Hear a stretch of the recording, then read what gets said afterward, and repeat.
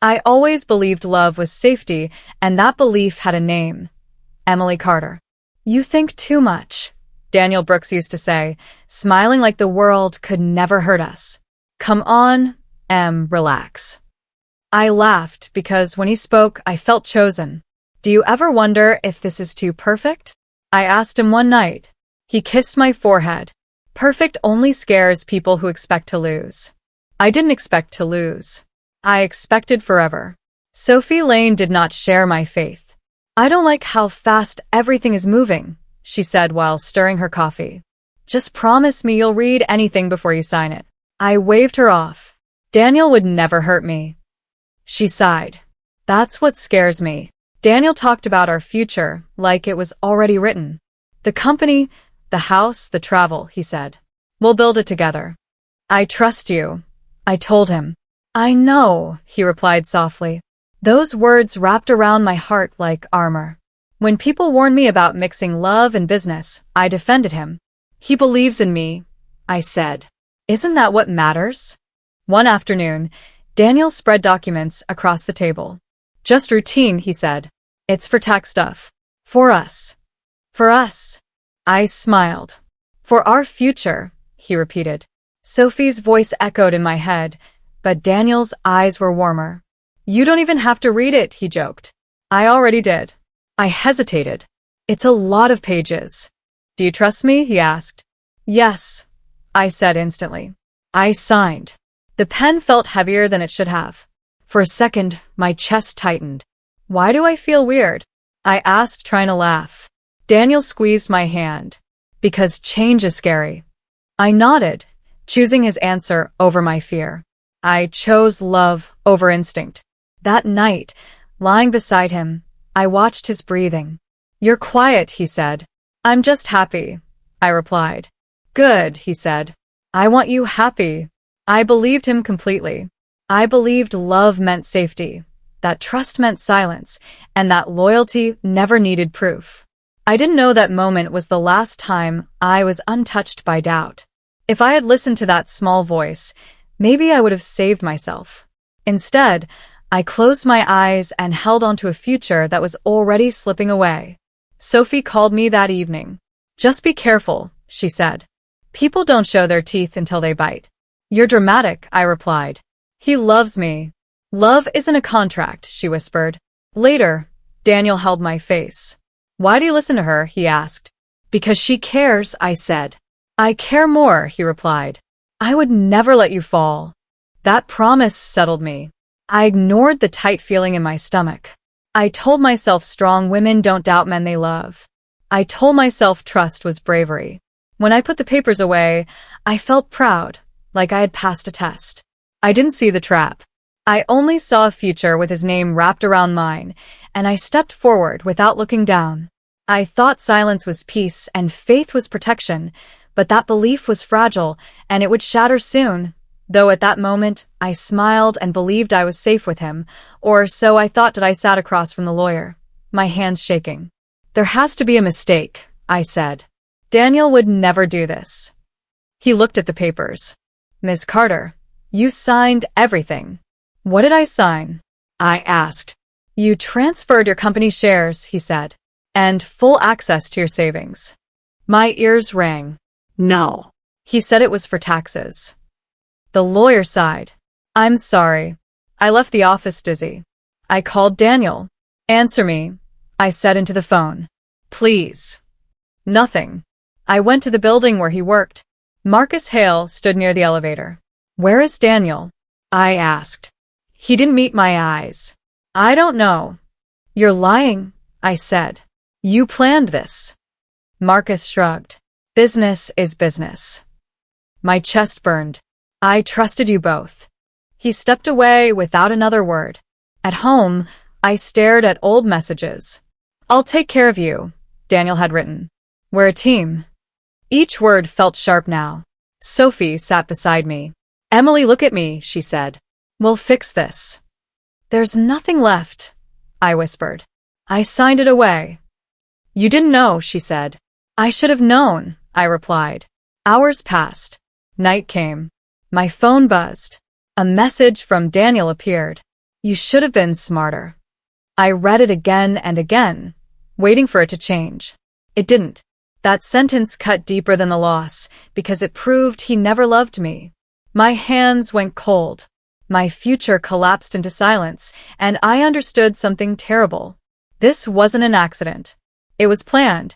Every smile, every promise, every word had led me here. I wasn't his partner. I was his mistake, and my old life ended the moment I signed my name. I slammed the phone down. Call him, Sophie said. He'll answer me. He won't, I said. He's gone. She dialed. It rang. Voicemail. She looked at me. We'll go to the police. For what? I asked. For trusting him? The lawyer called again. There may be nothing left to recover, he said. So I'm broke. Yes, he replied. I laughed. It sounded wrong.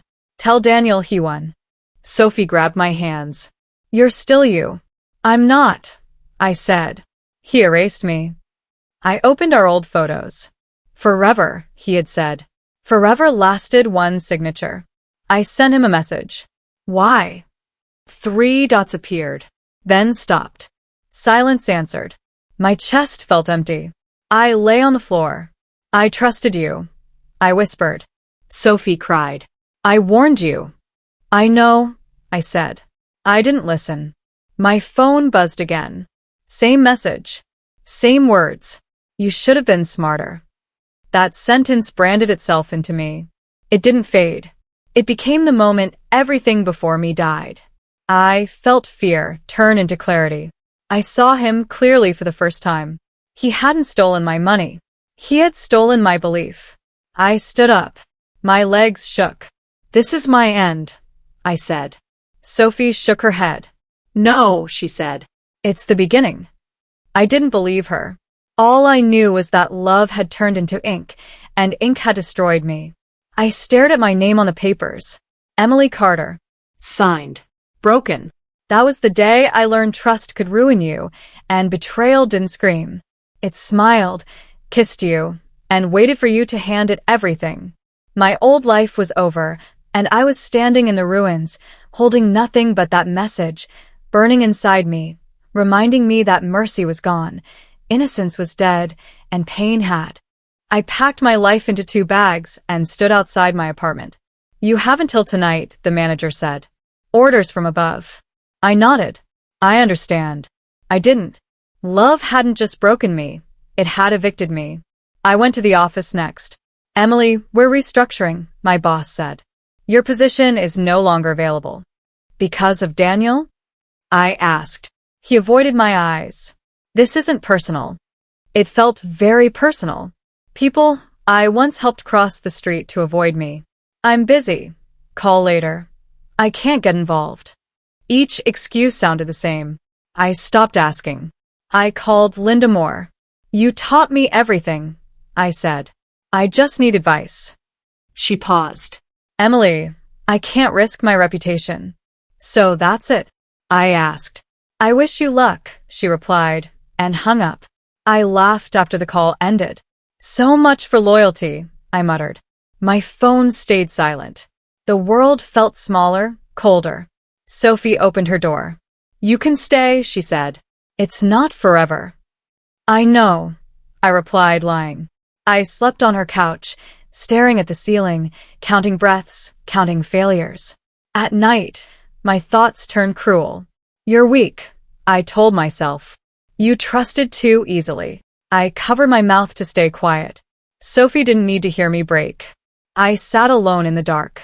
No one is coming, I whispered. The truth landed hard. No rescue. No apology. Just me. I thought about calling Daniel again, then laughed. Save yourself, I said aloud. The sound scared me. Sophie knocked softly. You okay? No, I answered. But I will be. She nodded like she understood. After she left, I sat up. Cry now, I told myself. Stand later. Tears came fast, messy, unstoppable. I didn't stop them. When the tears dried, something else remained. Anger, sharp and awake. No one saved me, I whispered. So I will. I lay back down. The couch felt smaller than my old bed, but steadier. Survive first, I said. Feel later. My phone buzzed with bills and reminders. I deleted them. Not today, I muttered. I stared at the ceiling again. You're still breathing, I told myself. That counts. Somewhere between midnight and morning, my fear shifted. I don't need saving, I whispered. I need strength. I sat up once more. My voice was steady now. I will survive, I said. Even if I lose everyone. I looked at my hands. They were empty, but they were mine. I can become someone else, I whispered. That thought scared me more than losing everything. Change or disappear, I said quietly. I chose change. I didn't know how yet. I only knew I was done waiting. The couch creaked as I stood. Dawn light slipped through the window. This isn't the end, I told myself. I took a breath that felt new. I'll survive, I said again. This time I believed it. My past had collapsed, but my future was unwritten. I can write it, I whispered. I lay back down, not to sleep, but to plan. Survival came first. Everything else could wait. The silence no longer felt empty. It felt like space. I can fill this, I told myself. I closed my eyes. Fear still lived there, but it didn't own me anymore. In the dark, I made a promise. No one saves me, I whispered. I save myself. My life wasn't over. It was changing, and I would change with it. I stared at the ceiling one last time. Tomorrow, I would begin surviving. I didn't need hope. I needed will, and I finally had it. I chose survival. I let people believe I was finished. Emily fell apart. I heard someone say. I didn't correct them. I lowered my eyes, spoke softly, and played the role they expected. Weak was safer. At a cafe, I ordered cheap coffee and sat alone. Long day, a man asked from the next table. His name was Ethan Ross. Quiet voice. Calm eyes. Every day is long lately, I replied. He nodded. You don't sound defeated. I am, I said, smiling faintly. It wasn't a lie, just incomplete. We talked without digging. What do you do? He asked. Whatever pays, I said. Cleaning, filing, waiting. Temporary, he replied. I didn't answer. I worked small jobs. You're overqualified, one manager said. I know, I replied.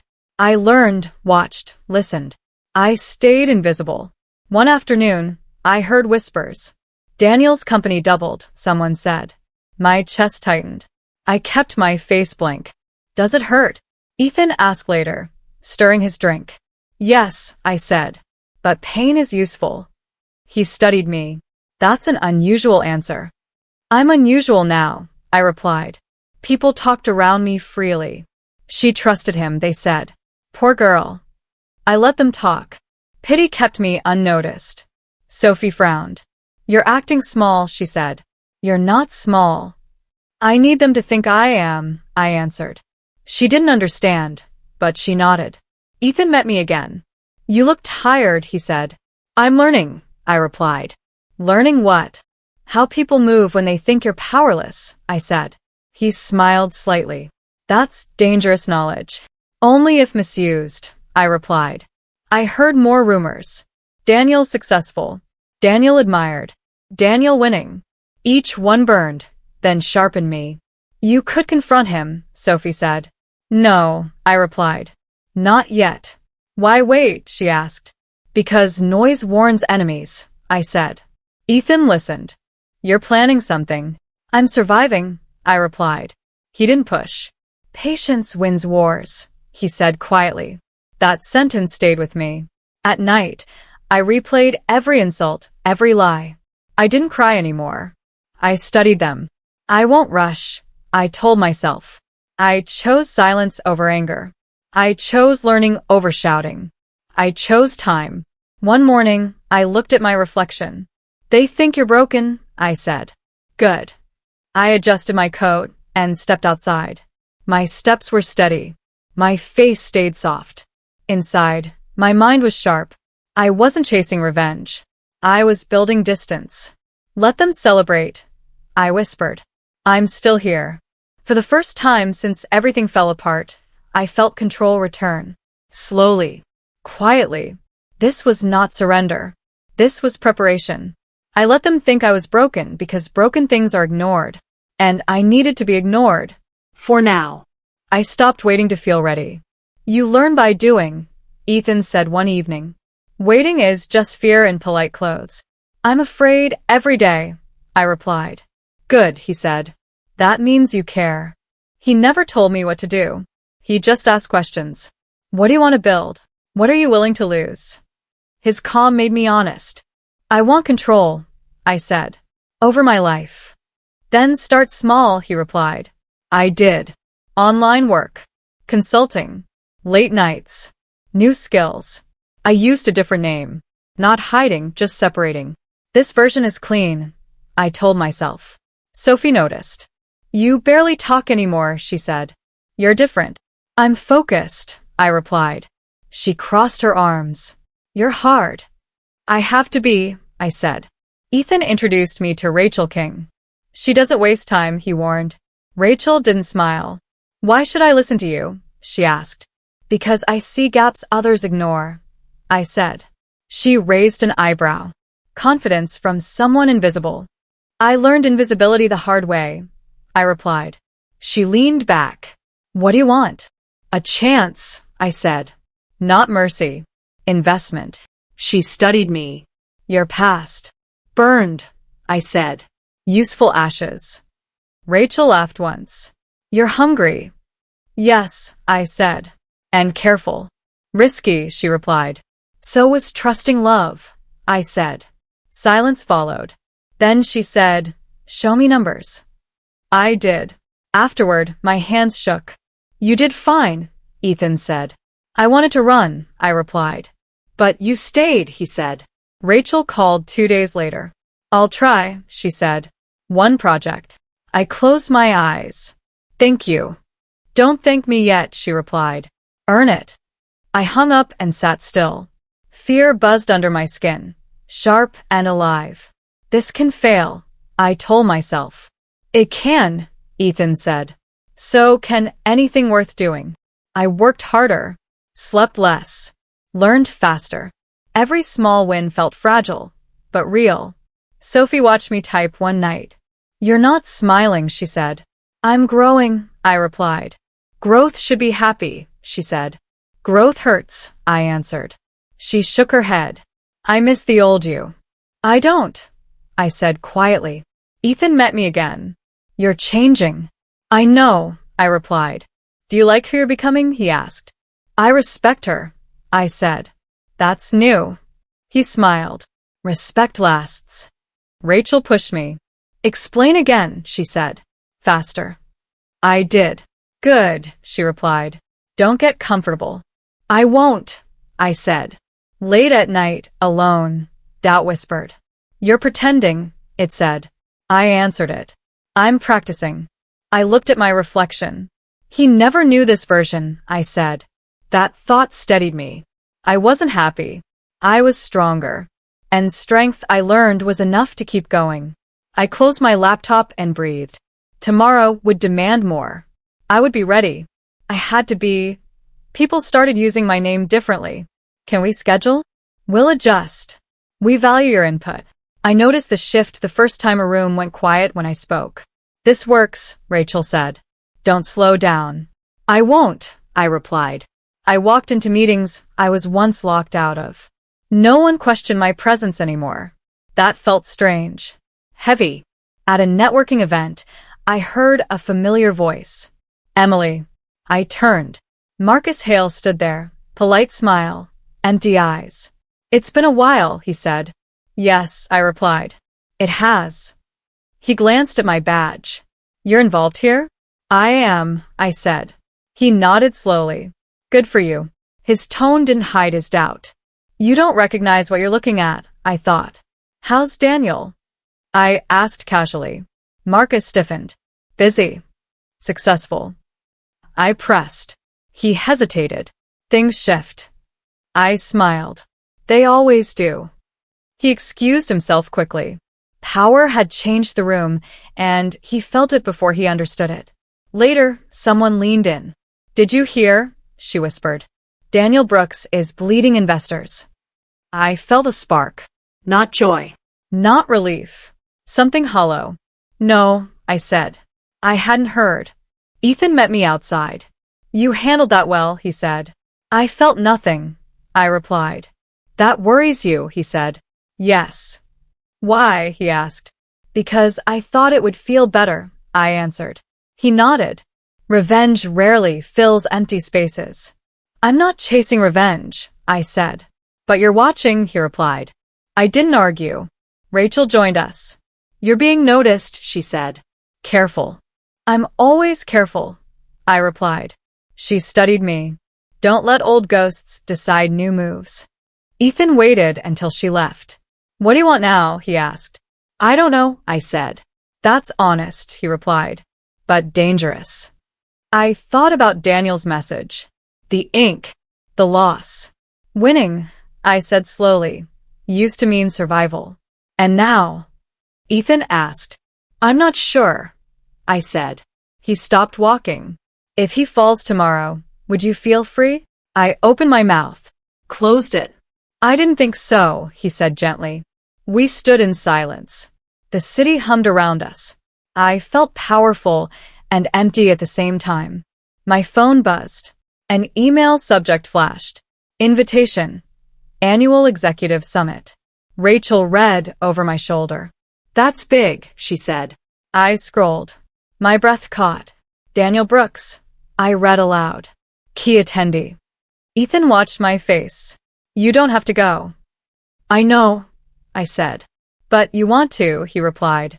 "Yes," I admitted. "Not to hurt him." "Then why?" he asked. "To see who I am now," I said. Rachel nodded.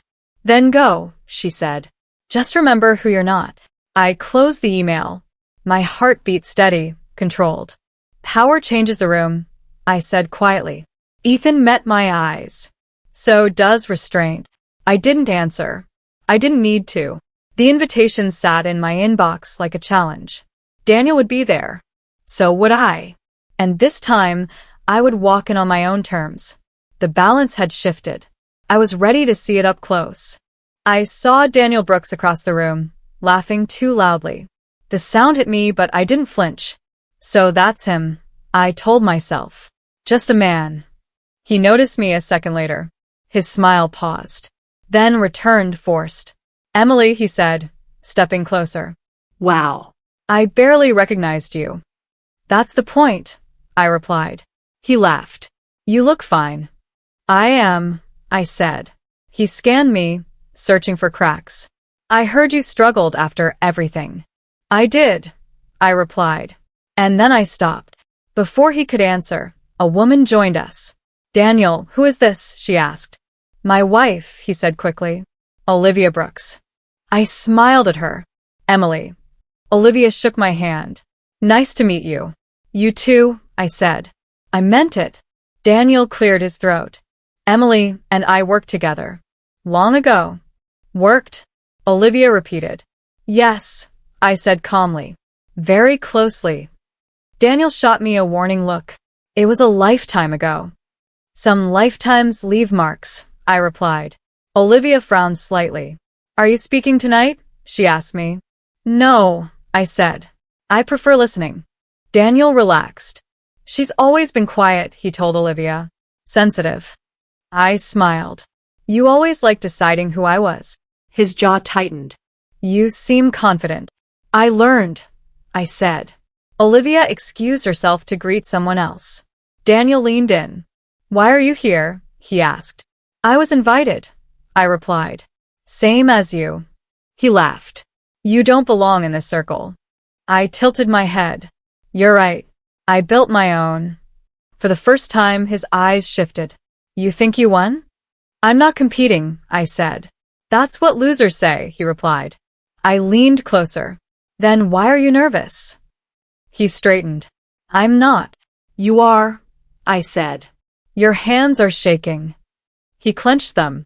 "You should be careful." "I am," I replied. "That's why I'm calm." His voice dropped. You could have ruined me. I didn't need to, I said. You're doing that yourself. He scoffed. You don't know anything. I know your investors are restless, I said. I know trust doesn't return once it's broken. His face went pale. Who told you that?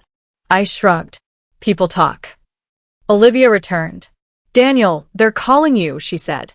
He nodded stiffly, then looked at me. You think this changes anything? Yes, I replied. It already has. He forced a smile for his wife and walked away. I watched him stumble over his words on stage later, confidence cracking like thin glass. Olivia found me again. You seem composed, she said. Daniel's been under pressure. I hope he finds peace, I replied. She studied me. You know him well. I knew who he wanted me to see, I said. She didn't push. Take care, she said softly. You too, I replied. As I left, Daniel caught my arm. You're enjoying this, he whispered. No, I said. I'm done with you. I pulled free. My heart was loud, but my steps were steady. I didn't need revenge. I didn't need truth exposed. His lies were already closing in. I walked out into the night. The air felt lighter. Behind me, Daniel stood still, watching something he couldn't control walk away. I didn't look back. I didn't need to. I didn't touch anything, yet everything around Daniel started breaking. Did you hear? Someone asked me. There's an investigation. I nodded like it meant nothing. Sophie watched me closely. You look relieved, she said. And scared. I feel both, I replied. News traveled fast. His partner backed out. The board is nervous. Investors are leaving. Each sentence landed softly, like karma whispering instead of shouting. You don't seem happy, Sophie said. I thought I would be, I replied. That scares me. Rachel called me in. Don't watch the fall, she said. It distracts you. I'm not doing anything, I replied. That's still involvement, she said. Emotion counts. I sighed. He ruined my life. And you rebuilt it, she replied. Don't let him back in. Ethan met me later. You're quiet, he said. I'm listening, I replied. To what? He asked. To myself, I said. And I don't like what I hear. He waited. I feel satisfied, I admitted. And guilty. That means you're human, he said. I keep asking if I'm enjoying this, I said. If that makes me like him. Ethan shook his head. He caused harm. You survived it. But I'm watching, I said. From a distance. You're allowed to witness consequences, he replied. You're not causing them. I wasn't sure that comforted me. Another call came in. Daniel's lawyer resigned, Rachel said. It's messy. I closed my eyes. I don't want details. Good, she replied. That's growth. Sophie wasn't convinced. Is this enough? She asked. After everything? I don't know, I said honestly. Do you want him to suffer? She asked. I hesitated. I wanted him to understand. And now, she pressed. Now I want peace, I replied. The word surprised me. Ethan smiled faintly. Then stop measuring your healing by his pain. I sat alone that night. If I enjoy this, I whispered, what does that make me? The silence didn't answer. I remembered his message. You should have been smarter. I felt anger rise, then fade. I am smarter now, I said. But smarter didn't mean cruel. Another rumor reached me. He's desperate, someone said. Asking for help. I felt my chest tighten. Relief followed. Then fear. This isn't my victory, I told myself. Rachel's voice echoed. Don't get emotionally involved. Ethan's followed. You don't need to destroy him to win. I looked at my hands. They weren't shaking. I didn't plan this, I said aloud. Karma had moved on its own. That scared me because it meant I wasn't in control of the ending. And part of me wanted to be. I asked myself the question I'd avoided. Have I become like him? The answer wasn't clear, and that uncertainty terrified me more than revenge ever could. I turned off my phone. I won't watch anymore, I said. But even in silence, I could hear it. Karma wasn't done whispering. And I wasn't sure what I wanted it to say next. I met Daniel in my office because I chose neutral ground.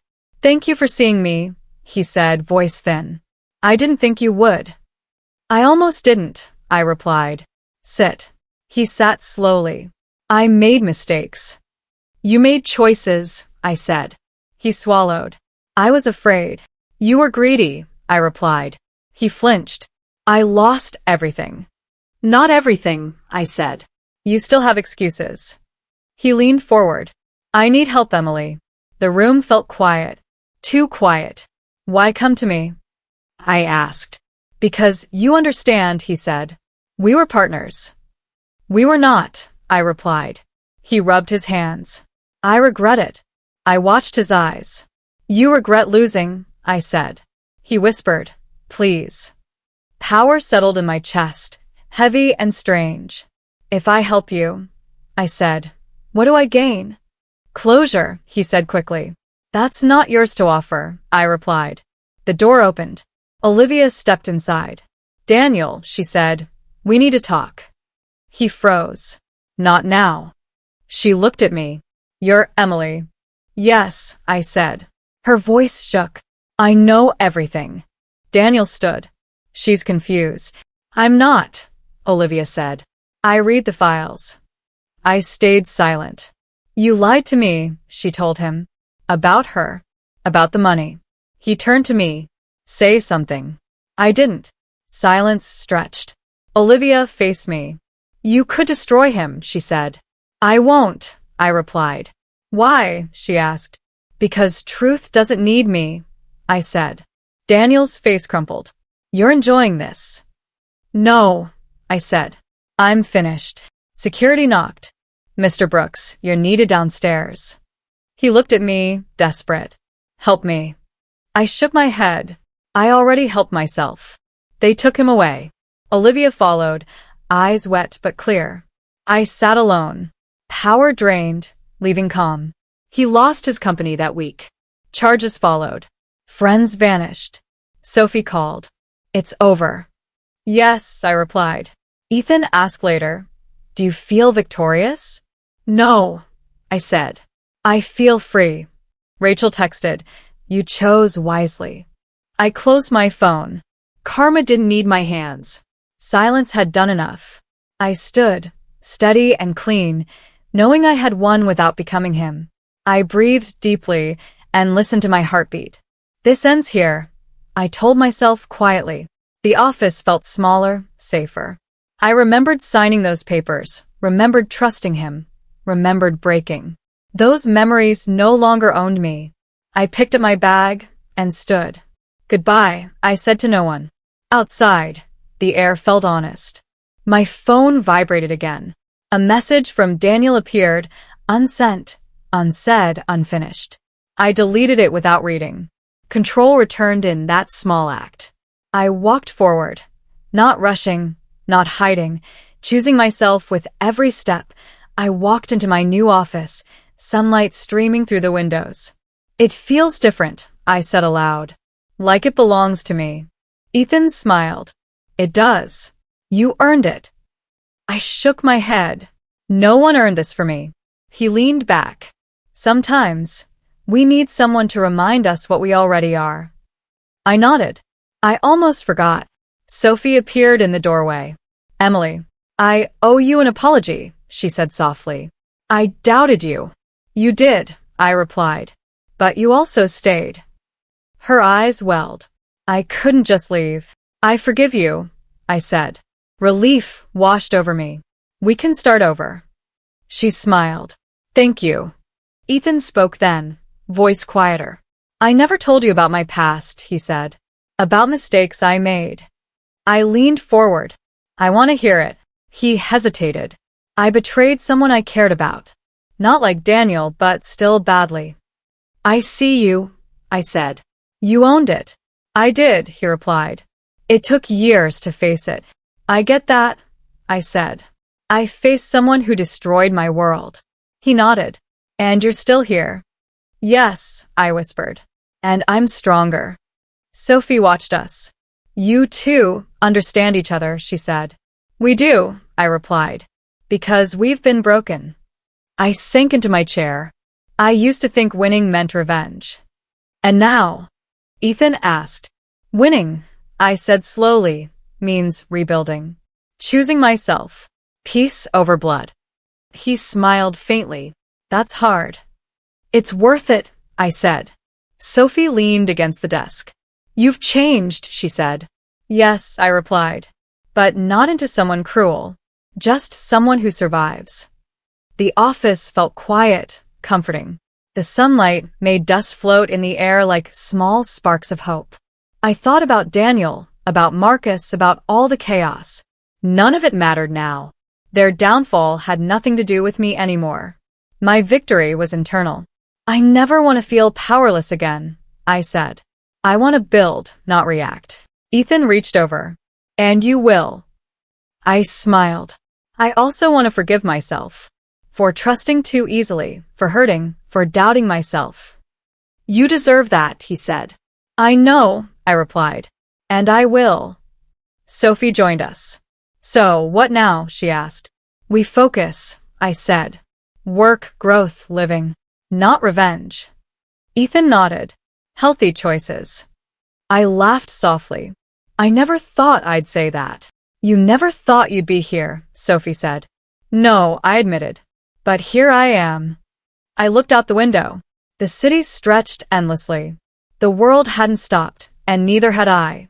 I survived him, I whispered. I survived everything. Ethan smiled. And you'll keep surviving. Yes, I said. Better. Stronger. Peace settled over me like a soft blanket. No anger, no schemes, just clarity. I had lost everything once, but I rebuilt myself. I didn't need to destroy anyone to feel victorious. I won by becoming whole again. And that was enough. I stepped onto the stage, lights bright against my face, and the crowd's applause washed over me. This is real, I whispered. All of it. Emily Carter, the announcer said, CEO of Carter Solutions. I nodded, calm. Thank you, I said, voice steady. The title felt strange, heavy, yet deserved. I scanned the audience. Investors, colleagues, even old rivals, none of them here to pity me. Sophie's eyes found mine. She smiled softly. You did it, she mouthed. I did, I whispered back. Afterwards, Rachel shook my hand. You've earned every bit of this, she said. I didn't do it alone, I replied. Ethan stayed close, quiet as always. You've changed, he said. I have, I admitted. Not the way I feared, though. Strong, not cruel. Patient, not weak. He nodded. You look like someone who knows herself. I thought about every dark day. Daniel's betrayal, the lost apartment, sleepless nights on Sophie's couch, the hollow victories. I had replayed each memory, felt every sting, and learned from it. I whispered to myself, thank you, Emily. The one who survived it all. The one who refused to be broken. A reporter asked, what was the turning point? I smiled faintly. I realized that losing everything didn't end me. It taught me what I could become. Another question. Was revenge part of your journey? No, I replied. Revenge is empty. Growth isn't. Strength is quiet. Patience is powerful. I turned inward, remembering Daniel, his messages, his lies. Once, he had seemed invincible. Now, he was nothing more than a memory, a shadow of the life I used to have. A younger employee approached me nervously. I hope I can learn from you someday. You already have, I said, by watching and surviving your own challenges. Sophie leaned close. Do you ever think about him? Sometimes, I admitted, but only to remind myself how far I've come. Ethan caught my eye. Do you regret trusting too much? No, I said firmly. That was my starting point. I wouldn't be here without it. I looked out at the skyline, the city stretching endlessly beneath me. Every loss, I whispered, was a lesson. Every betrayal was a rebirth. I took a deep breath. I am not who I was. I am stronger, independent, respected, in control. The applause swelled again. I let it wash over me, not as a child craving validation, but as a woman claiming her place. A memory flickered. The papers I had signed, the empty apartment, the sleepless nights. Pain had forged me. Pain had shaped me. Pain had made me unrecognizable to the past version of myself. I whispered softly, "I forgive you, Emily. You survived. You became her." No shadow of Daniel remained. He had nothing to do with this life. I didn't need closure from him. My life wasn't defined by him anymore. I smiled, genuinely fully. "I am Emily Carter," I said to no one in particular. "The woman I became. The one who wins by living, not by destroying." The crowd cheered, but my applause was for me, for every step, every choice, every scar. At last, I was home in myself. Did I remember the day I walked out with nothing? Apartment empty. Bank account gone. Friends distant. Daniel gone. I could have cried, screamed, begged, but I didn't. Sophie asked me once, "Why let it happen? Why let him take everything?" "I had to," I said. "I couldn't see it then, but I had to lose it to find myself." "You're strange," she said softly. "Maybe," I replied. "Or maybe I'm smart enough to see what mattered." Ethan met me that night. "You look calm," he said. "I am," I replied. "Empty doesn't mean broken. It means ready." "Ready for what?" he asked. "To build," I said.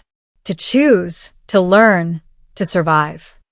The days blurred into small jobs, careful moves, and quiet reflection. Every loss stung, but each sting sharpened me. I realized pain wasn't a punishment, it was a teacher. "Emily," Rachel said over coffee, "you've grown so much." "I've only learned," I said. "The rest comes naturally." I thought about Daniel, about Marcus, about those I trusted too easily. For a long time, I imagined facing them and letting anger consume me. But anger isn't victory. Anger is still their chains. One evening, Sophie asked, "Do you ever want revenge?" I shook my head. No. Revenge is empty. Truth is enough. Ethan nodded. "You've found peace." I found myself, I corrected. And losing everything made me see what I could carry, what I could become. I walked past my old office building. Memories tried to pull me back. I whispered, "I don't need this anymore. I choose forward." Rachel called me weeks later. "Your project is thriving," she said. "You've rebuilt everything." "I did," I said. Not to prove anyone wrong, not to hurt them, but to prove to myself that I could. Sophie smiled. "You're unrecognizable." "Only because I survived," I replied. "I lost everything, yes, but purpose filled the space it left behind." Ethan asked quietly, "Do you regret it?"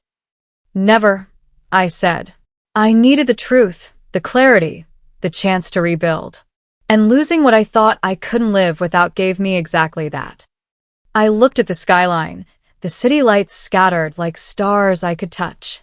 "I had to lose the world I knew," I whispered, "to win the one I deserve. No hatred, no longing, no anger, just calm, steady breath, and the knowledge that I had chosen wisely. Every scar, every tear, every sleepless night led here. And here I was free. I walked forward, past shadows of the past, past whispers of failure. I held myself tall, not for anyone else, but because I finally could. I lost everything, I said aloud, on purpose. And now, I have everything that matters. Peace wrapped around me, quiet and complete. The world I built wasn't defined by pain or betrayal. It was defined by me, and that was enough.